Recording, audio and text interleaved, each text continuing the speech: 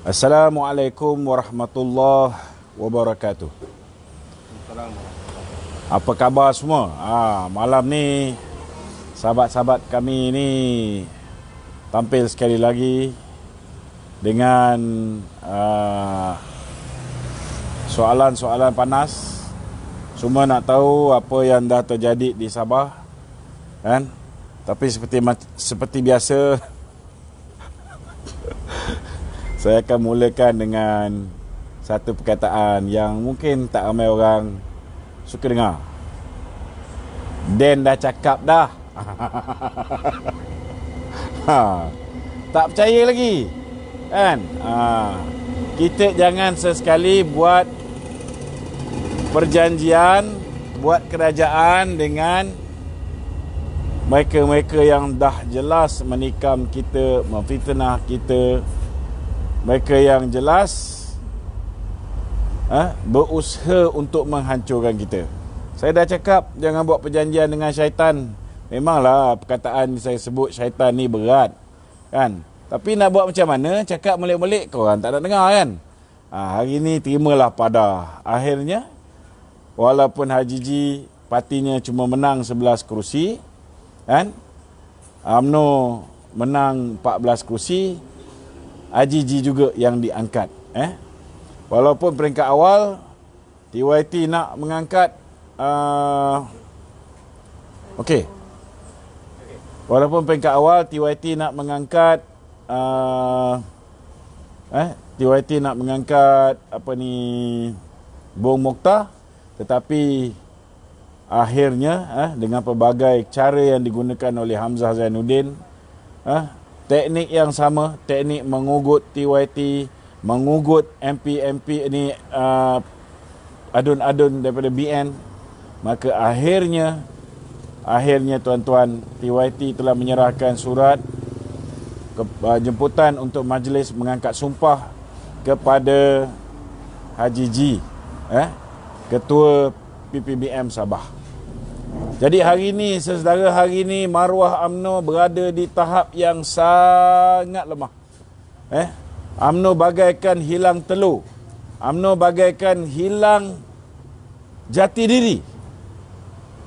Semuanya akibat daripada kepimpinan UMNO yang percaya bahawa mereka boleh dapat keadilan daripada rakan kongsi baru yang bernama Muhyiddin Yassin dan juga PPBM. Ini satu tindakan yang silap, dan hari ini Presiden UMNO mengeluarkan kenyataan mengatakan bahawa beliau mahukan supaya BN memerintah menjadi ketua menteri. Tetapi disebabkan kita telah berikan otonomi kepada Bong Mokhtar, kepada UMNO Sabah, maka beliau menghormati keputusan UMNO Sabah. Saya nak tanya dengan Presiden UMNO ni satu je. Ketika Bong Mokhtar mengumumkan bahawa beliau akan meletakkan calon 73 kerusi dalam pilihan raya negeri Sabah, kenapa ketika itu beliau tidak menghormati kuasa otonomi yang diberikan kepada Bong Mokhtar? Saya nak beritahu, pertama, kalau kuasa otonomi yang diberikan kepada Bong Mokhtar meletakkan calon di 73 kerusi, pertama sekali rakyat Sabah yakin bahawa Barisan Nasional akan membentuk kerajaan negeri. Tapi bila bertanding hanya 31 kursi, campur dengan rakan-rakan BN, maka bertanding hanya 42 kursi, maka keyakinan tuan-tuan, keyakinan kepada calon Barisan Nasional boleh membentuk kerajaan negeri sudah pun hancur lebur. Di tempat-tempat yang BN bertanding, banyak yang BN bertanding dapat sokongan daripada rakyat.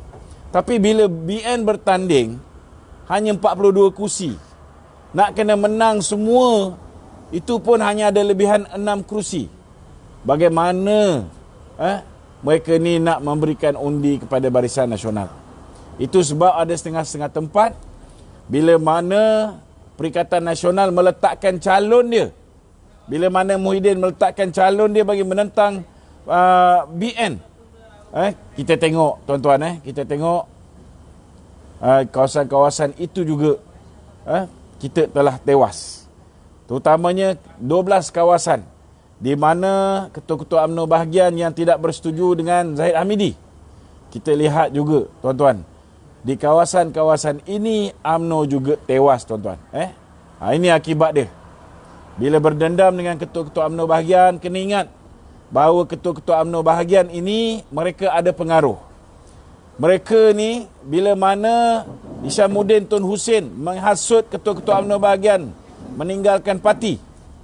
Tetapi pada ketika itu, tuan-tuan, ketua-ketua bahagian 12 orang ini telah berdiri teguh mengambil alih pucuk pimpinan parti dan membawa UMNO Sabah selama 22 bulan menentang Pakatan Harapan.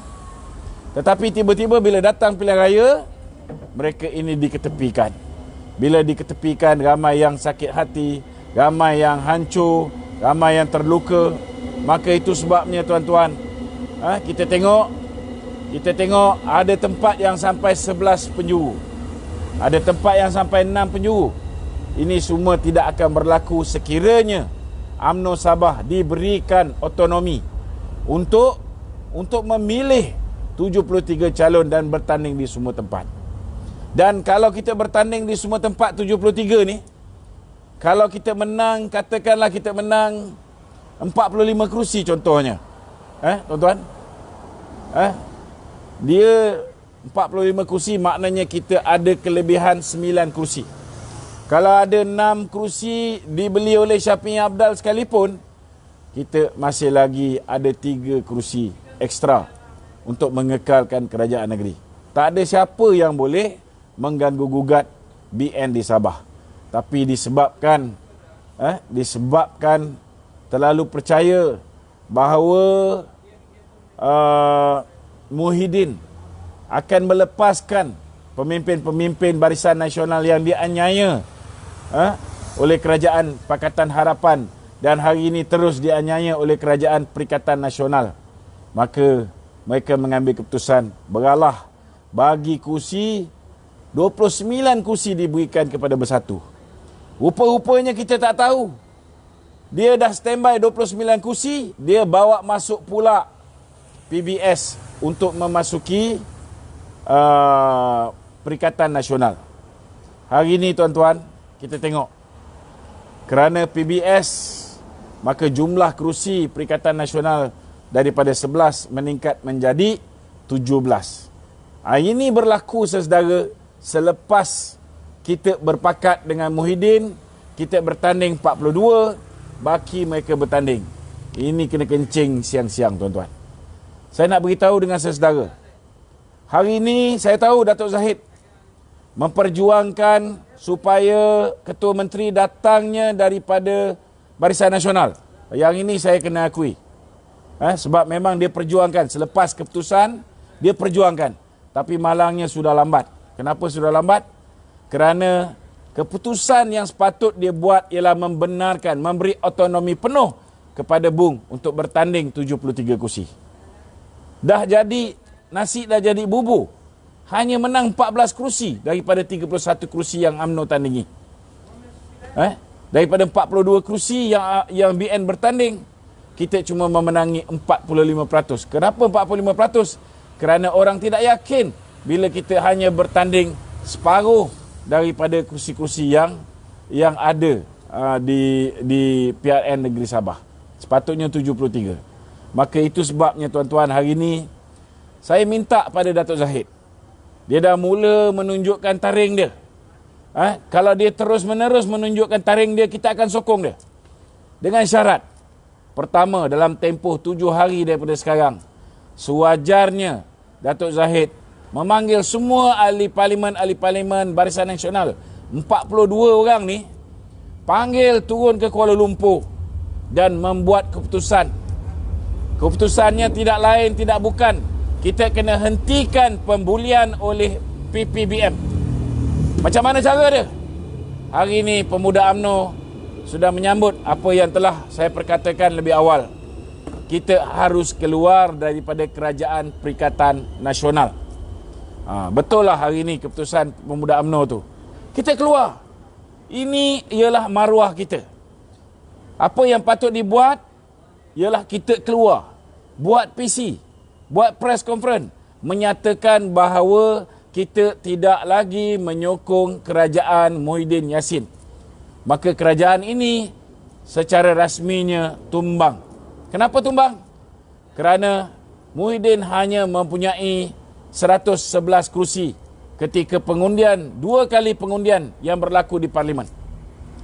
Kalaulah katalah tak ada di antara 42 orang ni, contohnya Barua Mahathir yang bernaung bersama dengan Hishamuddin Tun Husin. Kalau mereka tak mau keluar bersama dengan BN, bagus, alhamdulillah. Sebab apa bagus? Sebab pilihan raya yang akan dilaksanakan tidak lama lagi, kita boleh letak calon-calon muka baru di Sembrong. Kita boleh letak calon-calon muka baru di Rembau. Kita boleh letak calon-calon baru menggantikan mereka yang bersekongkol dengan Muhyiddin Yassin, termasuklah di Ketereh. Kita boleh letak calon baru. Kalau mereka ni ikut kita akan ada masalah. Sebab apa ada masalah? Sebab kalau kita letak mereka jadi calon, mereka menang balik. Mungkin selepas pilihan raya, mereka akan kembali bersama dengan Muhyiddin, kembali bersama dengan Mahathir Mohamad. Ini kena ingat tuan-tuan. Itu sebabnya 7 hari daripada sekarang, jangan tunggu lama. 7 hari daripada sekarang, saya minta supaya MP Barisan Nasional mengambil keputusan meninggalkan. Itu hari strategi nak bersama dengan Anwar. Tuanku tak mau menerima Anwar sebab dia berada di IJN. Kita tak boleh nak buat apa, tuan-tuan. Ini kuasa tuanku, dia tak sihat, kebetulan dia gering, maka kita terpaksa tunggu tuanku. Tetapi ahli Parlimen BN ada jalan keluar.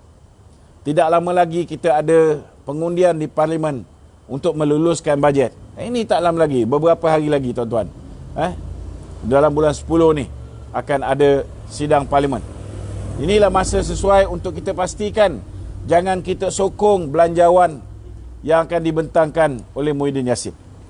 Inilah masa yang sesuai untuk kita mengumumkan supaya kita keluar daripada kerajaan Perikatan Nasional.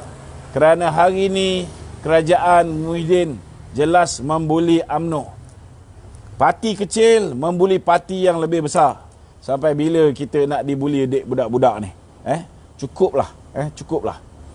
Itu sebabnya kalau misalnya Datuk Zahid berani untuk membuat pendirian ini, sewajarnya lah tindakan beliau disokong. Cukuplah kita menjadi lembu cucuk hidung, tuan-tuan. Cukuplah kita dijadikan balaci kepada PPBM. Cukuplah. Cukup. Enough is enough. Saya tak fikir ada ahli UMNO yang sanggup membiarkan kita diperbodohkan oleh Muhyiddin Yassin. Saya tidak fikir ahli UMNO mahu bernaung di bawah sebuah parti yang telurnya dipegang oleh Muhyiddin. Saya nak beritahu dengan Datuk Zahid, dia tak perlu takut. Kes-kes ini bukan boleh selesai dalam tempoh setahun 2 tahun. Lawan je. Kalau masuk penjara pun masuk. Kita pastikan kita menang pilihan raya, kita akan bebaskan dia. Ini lebih bermaruah, tuan-tuan.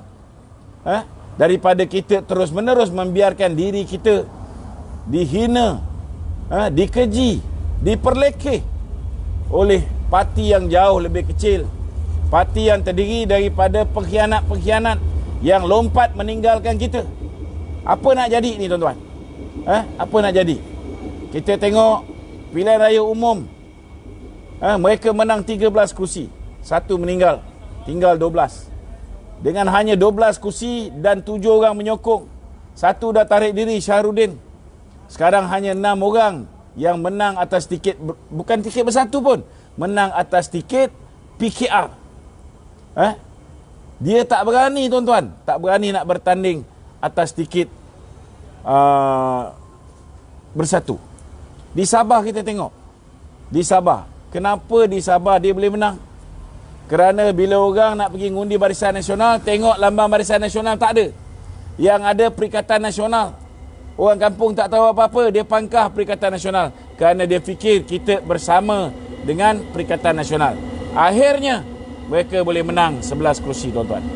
Jadi itu sebabnya, saudara, kita kena pastikan dalam masa terdekat ini kita nak Presiden UMNO mengambil pendirian yang tegas, umumkan bahawa UMNO meninggalkan Kerajaan Perikatan Nasional. Kalau ini gagal dilakukan, maka kita akan membuat keputusan untuk memastikan bahawa satu undi tidak percaya, satu gerakan akan digerakkan untuk memastikan Zahid meletakkan jawatan sebagai Presiden UMNO. Sekian. Assalamualaikum warahmatullahi wabarakatuh.